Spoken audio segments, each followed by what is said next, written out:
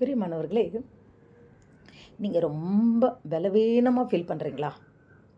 உங்களோட ஆவிக்குரிய வாழ்க்கையில் கூட நீங்கள் ரொம்ப பலவீனமாயிட்டீங்களா? இல்லை சரீர பிரகாரமாக நீங்கள் ரொம்ப பலவீனமாயிட்டீங்களா? ஏதோ ஒரு வியாதி உங்களுக்குள்ளே வந்தது, அதிலிருந்து என்னால் எந்திரிக்க முடியலை.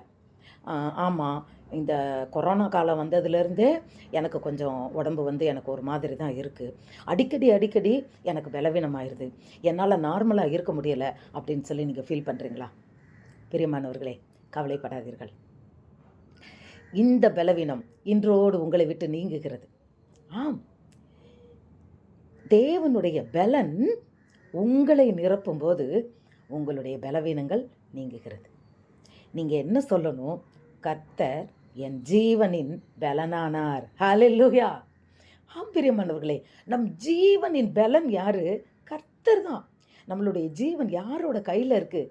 ஆண்டவரோட கையில் தான் இருக்குது. நம்ம பிறந்ததுலேருந்து நம் தாயின் கருவில் உருவான நாள்லேருந்து நாம் மரணம் வரையிலும் நமக்கு என்ன நடக்கணும், என்ன செய்யணுன்றதை தேவன் பிளான் பண்ணி முன்கூட்டியே அவர் எழுதி வச்சிட்ருக்கிறார். அதை மீறி எதுவும் நடக்காது. வீணாக நீங்கள் உங்கள் மனதளவில் நீங்கள் சோர்ந்துடாதீங்க, உற்சாகமாயிருங்க. உங்கள் வாயினால் என் தேவன் என் ஜீவனின் பலனானார் அப்படின்னு சொல்லுங்கள். நிச்சயமாகவே தேவன் நம்மை பலத்தினால் இடைக்கட்டு கொண்டுவார். நமக்கு முடியாததை தேவனால் தான் முடியும். அவர்கிட்ட ஒப்பு கொடுத்துடணும். அவர் நம்மை பலப்படுத்துகிற தேவன். ஆசா சொல்கிறார், பலமுள்ளவனுக்காகிலும் பலவீனனுக்காகிலும் உதவிகள் செய்வது உமக்கு லேசான காரியம்.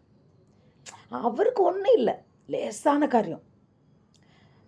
நம்மை பலப்படுத்தும் கிறிஸ்துவினால் எல்லாவற்றையும் செய்ய எனக்கு பலன் உண்டு. அறிக்கையிடுங்க.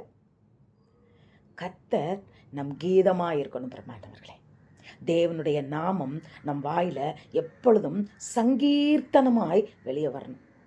பலன் நம்மளை நிரப்பும். ஆம், விசுவாசமாய் தேவனை நோக்கி உற்சாகமாய் பாடல் பாடுவோம், துதிப்போம், அவருடைய நாமத்தை உயர்த்துவோம். என்ன பலன் போச்சோ அந்த பலன் 1 மடங்கு 2 மடங்கு இல்லை, 100 மடங்கு நம்மை நிரப்பும். பிரியமானவர்களே, ஹல்லேலூயா! இது என்னோடய வாழ்க்கையில் அனுபவத்தில் நான் சொல்கிறேன். நிச்சயமாக கர்த்தர் என் பலனானவர், என் கீதமுமானவர். அவர் தான் என் பாட்டு, அவர் தான் எனக்கு பலன்.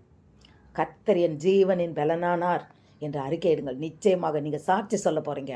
பலத்தோடு எழுந்து எல்லா வேலைகளையும் பார்க்க போகிறீங்க. ஊழியத்தில் வல்லமையாக நீங்கள் எழும்ப போகிறீங்க. ஆம், உங்களை கொண்டு ஆண்டவர் உலகத்தை அசைக்க போகிறார். நீங்கள் பலவீனன்னு எண்ணாதீங்க. கர்த்தர் பலன் கொடுக்கிறார். God bless you.